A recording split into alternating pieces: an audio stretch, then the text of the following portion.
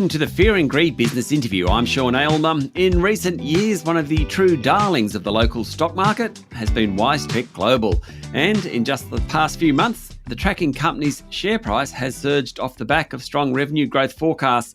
But while some investors say WiseTech and other tech stocks like Pro Medicus are getting too expensive, others say these companies are solving a huge efficiency problem for businesses and are setting themselves up for future growth. Remember, this is general information only. You should always seek professional advice before making investment decisions.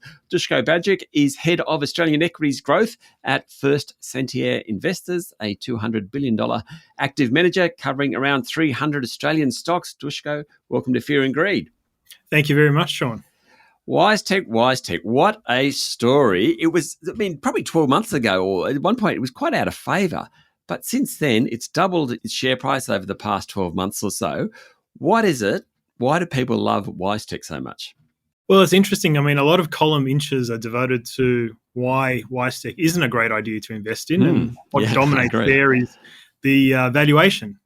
And I think therein lies the opportunity. A lot of people look at the high PE, and that's where the work and the research stops. 100 times PE, that's not for me, and people just walk away. Whereas I think that really is disguising the opportunity here. It's a company that listed in April 2016.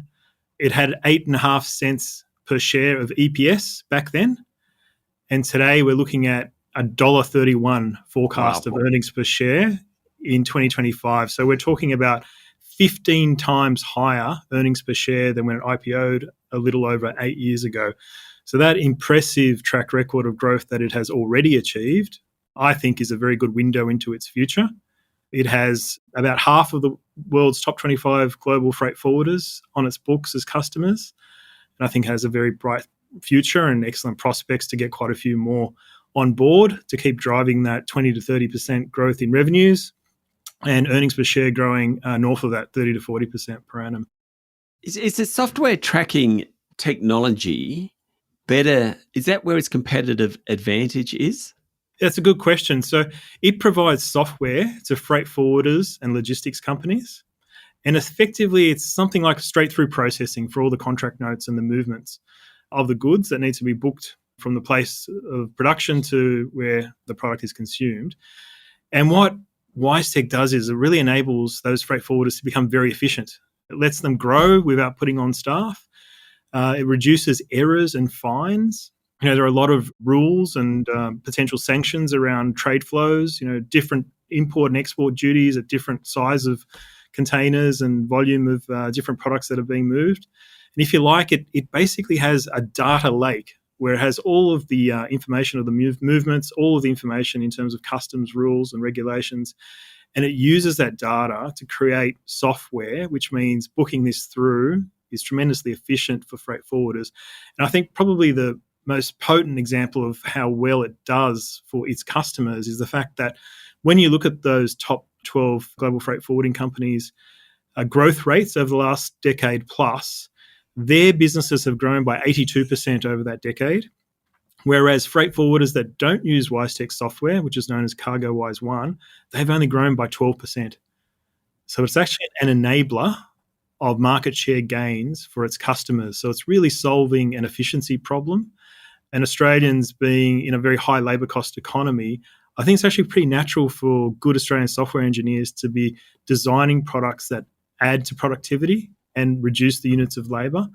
And I think that's really been the story of success for WiseTech. And I think the decade ahead looks quite prospective as well.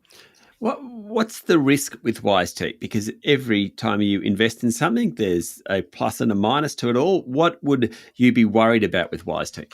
Yeah, that's a really good question. I'm less worried about its competitor set now looking at the next decade than I was 7 or 8 years ago when we first started looking and researching the company. And the reason being is there are very few companies that can't, when you get an RFP, a request for proposal, quite often these days it's only WiseTech. So really the software that WiseTech is now displacing is the internal software, the internal system of a freight forwarder. And that's been stitched together over a series of decades, and it's literally breaking at the seams. Businesses don't have the budget or the expertise to actually update the software. So you're really displacing the internal piece of software or system that's been used that's now creaking at the seams because it hasn't been developed for the best part of a decade or more. So I don't see too much in terms of the competitor set. There were a couple of competitors that you used to hear about, but they're not even showing up at these RFPs. Yeah. And so really the key investment risk, if you like, and this is where I do agree with the critics, is valuation. When you do have a PE of 100 times, you do need to deliver. And like I said, the last decade's been about CargoWise generating 33% compound annual growth in revenues and higher growth in earnings per share. And there is an expectation in the marketplace that continues at this kind of PE valuation, but I think the prospects are very good, and I can talk about why that's the case in a minute. So just jump into that because I'll want to move off WiseTech, but just quickly, so how can it keep sustaining this sort of growth rate? Yeah, just really quickly, I think it's become essentially the Microsoft Excel or the Microsoft 365 of freight forwarding. You get to a point when your product is helping you gain market share so effectively that the people who don't use you have to use you as a matter of survival. Yep. It's like Excel and Word. WordPerfect and Quattro might have been better products 25 years ago, but you can't email a Quattro or a WordPerfect document to anyone. Yep. Office 365 has become industry standard. And I think CargoWise 1 and CargoWise Next, which is the next iteration, is industry standard. Stay with me, Dushko. We'll be back in a minute.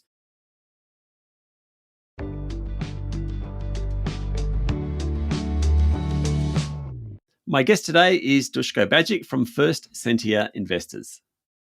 I want to move on to Pro Medicus, the medical imaging company. That's another one of those Australian software-based companies that seems to have done way beyond what anyone expected a few years back. What's behind its run? Yeah, that's a good question. Again, these are companies that are generating 30% plus revenue growth, converting into 40% growth in earnings.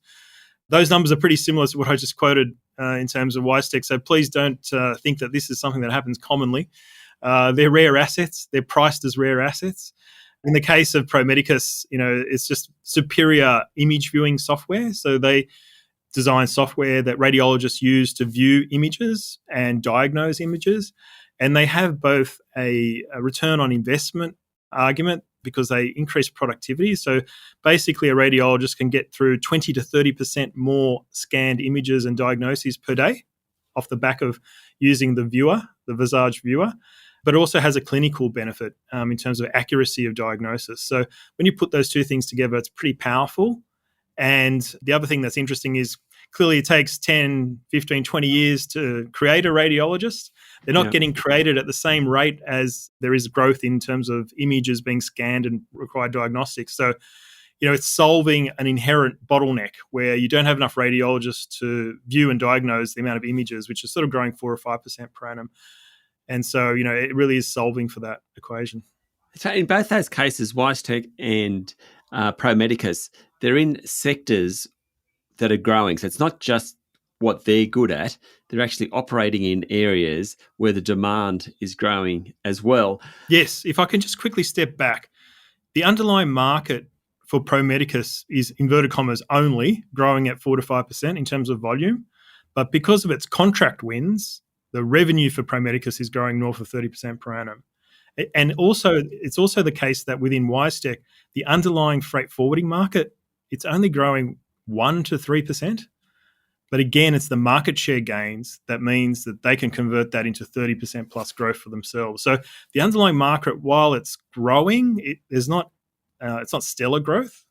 It's actually the product gaining tremendous market share and then allowing the customers of the product to gain market share within market that creates that explosive growth rate. Okay, Dushko. So what about Xero? Where's that company sit in terms of kind of the successful Australian tech groups? So I would argue Xero is close to being as dominant as Pro Medicus and WiseTech are in their respective markets when it comes to Australia and New Zealand. It really does own the cloud accounting SME product set in terms of market share, in terms of the efficacy of its product and how well it's growing and how hard it is to displace. But when it comes to offshore markets, it's nowhere near as dominant. Whereas, Pro Medicus dominates in the US and WiseTech dominates in Europe and is really gaining a lot of share in the US and Asia now as well. But when it comes to Xero, it has a very good market position in the UK, where we can see elements of it being able to replicate Australia and New Zealand in terms of its success. But in terms of the US, it is a distant second player to the dominant player, which is owned by Intuit. QuickBooks is the product, which dominates off the back of its TurboTax product. And so we've never really put anything in our modelling or valuation for success in the US for Xero. But I think with the new management team, which is largely North American based and has an amazing track record in terms of their previous careers at Silicon Valley companies, for the first time, the business has reasonable prospects for gaining some market share and a decent footing in the US. So we're hopeful that may play out over the next 5 to 10 years, although we're not putting anything in terms of our forecast in there just yet. Dushko, we're out of time, but we've just spoken about 3 success stories. When you're looking at tech stocks, you're looking for growth, obviously. What is it? I mean, are there common elements that you really want to see in tech stocks with long-term growth prospects vis-a-vis other tech stocks? There's plenty of tech stocks around, right? And there are a bunch of duds as well. What is it that you're looking for in a tech stock? Well, alignment is always really important. Product efficacy and what market share of a large addressable market do you have? In the case of Pro Medicus and WiseTech, we're blessed by the fact that we've got long-term founders who are managing this business with a 10, 20-year view, and their interests are very aligned with minority equity holder interests. Yeah. It's not always the case. Probably Seek is an example of a company that, was really performing well 20 years ago, but it's sort of had a lost decade. If you look at the earnings per share of Seek, it's actually 20% lower than it was 10 years ago, compared to WiseTech, whose earnings is 15 times higher. So, not all growth stocks are made equal. And so that's the lens through which we sort of try and pick the stocks that we put inside our funds. Dushko, thank you for talking to Fear and Greed. Thank you, Sean. That was Dushko Bajic, Head of Australian Equities Growth at First Sentier Investors. This is the Fear and Greed business interview. Remember, this is general information only, and you should seek professional advice before making investment decisions. Join us every morning for the full episode of Fear and Greed, daily business news for people who make their own decisions. I'm Sean Aylmer. Enjoy your day.